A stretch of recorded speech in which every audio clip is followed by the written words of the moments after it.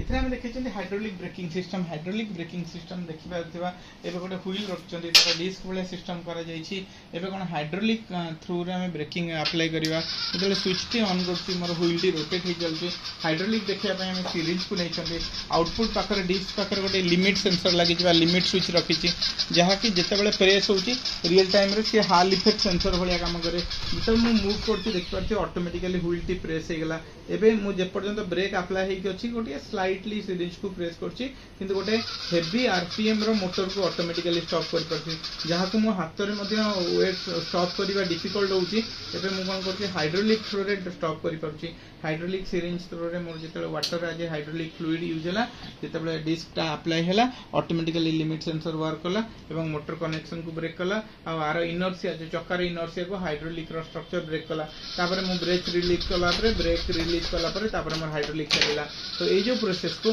देखि पारथिबे जेतले अरेंजमेंट करिवे देखिबे एई sensor T जेमति एपड को मोडी हे न थाए एटा एमिति जेमति रहउतबा एई पाखा पाखी एमति हे कि रहिबो सीधा सीधी ताकि मु जेतला प्रेस करबी से प्रेस हे जिवो ऑटोमेटिकली हाइड्रोलिक थ्रू रे ब्रेकिंग हे जिवो।